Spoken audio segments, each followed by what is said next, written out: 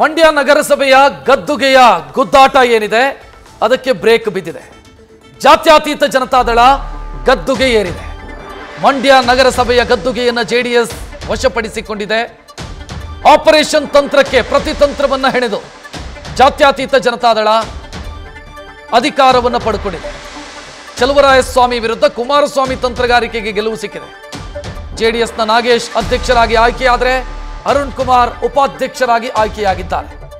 35 ಸದಸ್ಯ ಬಲದಲ್ಲಿ ಜೆಡಿಎಸ್ಗೆ 19 ಮತಗಳು, ಕಾಂಗ್ರೆಸ್ಗೆ 18 ಮತಗಳು.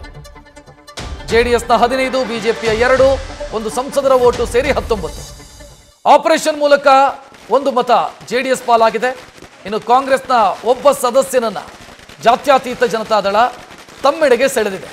ಇತ್ತ ಕಾಂಗ್ರೆಸ್ನ 9, ಪಕ್ಷೇತರ 5, ಒಬ್ಬ ಶಾಸಕ ಮತ್ತು 3 ಮಂದಿ ಜಾತ್ಯತೀತ ಜನತಾದಳದ ಆಪರೇಷನ್ ಕಾರಣಕ್ಕಾಗಿ ಬಂದಂತ ಓಟು 18 ಆಯಿತು.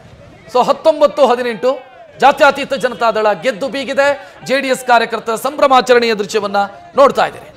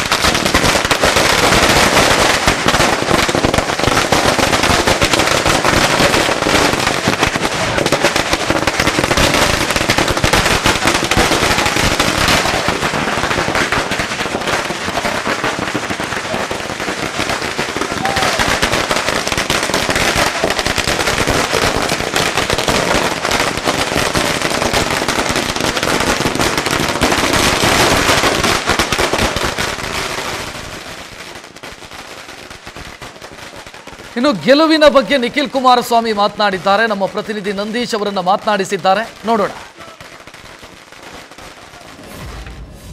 ಮಂಡ್ಯ ನಗರಸಭೆ ಕೊನೆಗೂ ಇದೀಗ ಜೆಡಿಎಸ್ ಪಾಲಾಗಿದೆ. ನಮ್ಮ ಜೊತೆ ಜೆಡಿಎಸ್ನ ಯುವ ಘಟಕದ ರಾಜ್ಯಾಧ್ಯಕ್ಷರಾದ ನಿಖಿಲ್ ಕುಮಾರಸ್ವಾಮಿ ಅವರು ಇದ್ದಾರೆ. ನೇರವಾಗಿ ಮಾತಾಡ್ತೀನಿ. ಸರ್, ಬಹಳಷ್ಟು ಪ್ರತಿಷ್ಠೆಗೆ ಕಣವಾಗಿತ್ತು ಮಂಡ್ಯ ನಗರಸಭೆ ಅಧ್ಯಕ್ಷ ಉಪಾಧ್ಯಕ್ಷ ಚುನಾವಣೆ. ಇದೀಗ ಕೊನೆಗೂ ನಿಮ್ಮ ಪಾಲಾಗಿದೆ ಸರ್, ಜೆಡಿಎಸ್ ಪಾಲಾಗಿದೆ. ಏನು ಹೇಳ್ತೀರಾ? ರಾಜ್ಯದಲ್ಲಿ ಅನೇಕ ಕಡೆ ಏನು ಅಧ್ಯಕ್ಷರು ಹಾಗೂ ಉಪಾಧ್ಯಕ್ಷರ ಚುನಾವಣೆ ನಡೀತಾ ಇದೆ. ಇವತ್ತು ವಿಶೇಷವಾಗಿ ಮಂಡ್ಯ ನಗರದಲ್ಲಿ ನಡೀತಾ ಇರತಕ್ಕಂಥ ಈ ಒಂದು ಚುನಾವಣೆಯಲ್ಲಿ ಸುಮಾರು 35 ಜನ ನಗರಸಭೆಯ ಸದಸ್ಯರನ್ನ ಹೊಂದಿರತಕ್ಕಂಥ ಈ ಒಂದು ಚುನಾವಣೆ, ಜೊತೆಯಲ್ಲಿ ಸಂಸದರು ಹಾಗೂ ಇಲ್ಲಿರ್ತಕ್ಕಂಥ ಶಾಸಕರ ಒಂದು ಮತವನ್ನು ಕೂಡ ಕ್ರೋಢೀಕರಿಸಿದ್ರೆ 37 ಮತಗಳು ಒಟ್ಟಾರೆ ಇರ್ತಕ್ಕಂಥದ್ದು. ಅದರಲ್ಲಿ ಅತಿ ಹೆಚ್ಚು ಸ್ಥಾನ ಇವತ್ತು ಜೆಡಿಎಸ್ಸು ಪಡೆದಿರ್ತಕ್ಕಂಥದ್ದು.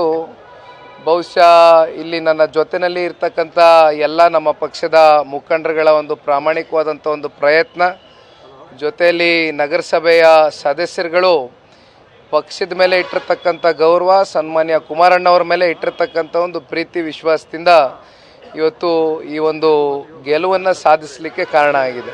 ಸರ್, ಮತ್ತೊಂದು ಕಡೆ ಬಹಳಷ್ಟು ಡ್ರಾಮಾ ಆಗೋಯ್ತು. ಕುಮಾರಸ್ವಾಮಿ ಅವರು ಬಂದರು, ಆ ಸಂದರ್ಭ ವಾಗ್ವಾದ, ಕಾಂಗ್ರೆಸ್ ಕಾರ್ಯಕರ್ತರು ನಿಮ್ಮ ಸದಸ್ಯರು ಬರ್ತದಂಥ ವಾಹನವನ್ನು ತಡೆದ್ರು. ಈ ಒಂದು ಬೆಳವಣಿಗೆಗಳು ಎಷ್ಟರ ಮಟ್ಟಿಗೆ ಸರಿ ಅಂತ ಸರ್? ಇತ್ತೀಚೆಗೆ ನಡೆದಂಥ ಲೋಕಸಭಾ ಚುನಾವಣೆಯ ಫಲಿತಾಂಶ ಬಳಿಕ ಬಹುಶಃ ಈ ತಳಮಟ್ಟದ ಚುನಾವಣೆಗಳು ಏನಿದೆ, ಸ್ಥಳೀಯ ಚುನಾವಣೆಗಳು, ಇವ್ಯಾವು ಕೂಡ ಜನತಾದಳ ಪಕ್ಷ ಇವತ್ತು ಹಿಂಪಡಿತಕ್ಕಂಥ ಪ್ರಶ್ನೆ ಇಲ್ಲ. ಯಾವುದೇ ಚುನಾವಣೆ ಆಗಲಿ ಇವತ್ತು ಎದೆಗುಂದಿರ ಎದುರಿಸ್ತಕ್ಕಂಥ ಒಂದು ವಾತಾವರಣ ಇವತ್ತು ನಮ್ಮ ಪಕ್ಷದ ಕಾರ್ಯಕರ್ತರಲ್ಲಿ ಒಂದು ಭಾವನೆ ಸೃಷ್ಟಿಯಾಗಿದೆ. ಅದರಲ್ಲೂ ವಿಶೇಷವಾಗಿ ಮಂಡ್ಯ ಜಿಲ್ಲೆ ಅಂದರೆ ಒಂದು ರೀತಿ ಹೋರಾಟದ ಜಿಲ್ಲೆ, ಇದೇನು ಹೊಸದಲ್ಲ. ಇವತ್ತು ಕಾಂಗ್ರೆಸ್ ಪಕ್ಷದ ಇವೆಲ್ಲ ಏನು ನಡವಳಿಕೆಗಳಿದೆ, ಇವೆಲ್ಲವನ್ನು ಮೆಟ್ ನಿಂತು ಇವತ್ತು ನಮ್ಮ ಸದಸ್ಯರುಗಳು ನಿಂತಿರ್ತಕ್ಕಂಥದ್ದು ನಗರಸಭೆಯ ಎಲ್ಲ ಸದಸ್ಯರಿಗೆ ಮಾಧ್ಯಮದ ಮೂಲಕ ಧನ್ಯವಾದಗಳನ್ನ ತಿಳಿಸ್ಲಿಕ್ಕೆ ಬಯಸ್ತೀನಿ. ಬಹುಮತಕ್ಕೇನು ತೊಂದರೆ ಇರಲಿಲ್ಲ, ಯಾಕೆಂದ್ರೆ ನಿಮ್ಮ ಸದಸ್ಯರುಗಳೇ 18 ಜನ ಇದ್ರು, ಬಿಜೆಪಿ ಅವರು ಇಬ್ರು ಇದ್ರು, ಕುಮಾರಸ್ವಾಮಿ ಅವ್ರದ್ದೊಂದಿತ್ತು. ಆದರೆ ಎಲ್ಲ ಒಂದು ಕಡೆ 3 ಜನ ಸದಸ್ಯರನ್ನ ಹೈಜಾಕ್ ಮಾಡಿದ್ರು ಕಾಂಗ್ರೆಸ್ನವರು. ನೀವು ಕೂಡ ಅವರ ಒಬ್ಬರ ಸದಸ್ಯರನ್ನ ಹೈಜಾಕ್ ಮಾಡಿದ್ರಿ. ಒಂದು ಕಡೆ ಕೇಂದ್ರ ಸಚಿವರೇ ಬರಬೇಕಾಯ್ತಾ ಅಂತ ಅಂದರೆ JDS ಗೆಲುವಿಗೆ? ಇದು ನಮ್ಮ ಅಧ್ಯಕ್ಷರು ಹೇಳ್ದಂಗೆ ಇದು ರಾಜಕಾರಣದಲ್ಲಿ everything is fair in war.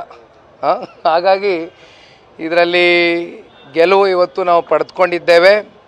ಯಾವುದಕ್ಕೂ ಕೂಡ ಇವತ್ತು ಕಾಂಗ್ರೆಸ್ನ ಸರ್ಕಾರ ಆಡಳಿತಕ್ಕೆ ಬಂದಾಗಲಿಂದ ಏನು ದುಡ್ಡಿನ ಒಂದು ಇದರಿಂದ ಇವತ್ತು ಎಲ್ಲರನ್ನೂ ಕೊಂಡ್ಕೊಳ್ತೀವಿ ಅಂತಕ್ಕಂಥ ಒಂದು ಮನಸ್ಥಿತಿ ಇದೆ.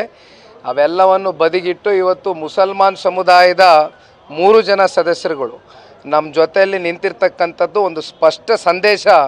ಇವತ್ತು ಏನು ಸನ್ಮಾನ್ಯ ದೇವೇಗೌಡರು ಸಾಹೇಬರು ಜಾತ್ಯತೀತ ಅಂತಕ್ಕಂಥ ನಿಲುವಿನ ಮೇಲೆ ಇವತ್ತು ಈ ಪಕ್ಷವನ್ನು ಏನು ಪ್ರತಿಷ್ಠಾಪನೆ ಮಾಡಿದ್ದಾರೆ, ನಮ್ಮ ಜೊತೆಯಲ್ಲಿ ಇವತ್ತು ಮುಸಲ್ಮಾನ್ ಬಂಧುಗಳು ಕೂಡ ನಿಂತಿದ್ದಾರೆ ಅಂತಕ್ಕಂಥದ್ದು ನಮಗೆ ಭಾಳ ಸಂತೋಷ ತಂದುಕೊಟ್ಟಿದೆ. ಇದು ಯಾರಿಗೆ ಮುಖಭಂಗ ಸರ್, ಕಾಂಗ್ರೆಸ್ಗೆ ಅಥವಾ ಚಂದ್ರಸ್ವಾಮಿ ಅವ್ರ ಮುಖಭಂಗನ ಅಂತ ಈ ಒಂದು ಚುನಾವಣೆ? ಅಂತಿಮವಾಗಿ ಇವತ್ತೇನು ಇಲ್ಲಿರ್ತಕ್ಕಂಥ ಜಿಲ್ಲಾ ಉಸ್ತುವಾರಿ ಮಂತ್ರಿಗಳು ಸಾಕಷ್ಟು ಪ್ರಯತ್ನಗಳು ಮಾಡಿದರೂ ಕೂಡ ಅವರ ಪ್ರಯತ್ನಗಳು ವಿಫಲ ಆಗಿದೆ. ಇವತ್ತು ಜನತಾದಳ ಪಕ್ಷಕ್ಕೆ ಗೆಲುವಾಗಿದೆ. Thank you. ಇದಿಷ್ಟು JDSನ ಯುವ ಘಟಕದ ರಾಜ್ಯಾಧ್ಯಕ್ಷರಂತ ನಿಖಿಲ್ ಕುಮಾರಸ್ವಾಮಿ ಅವರ ಮಾತಾಗಿರುವಂಥದ್ದು. Nandish, news first, Mandya. News first ನಿರ್ಭೀತಿಯಿಂದ ನಿಮ್ಮ ಪರವಾಗಿ.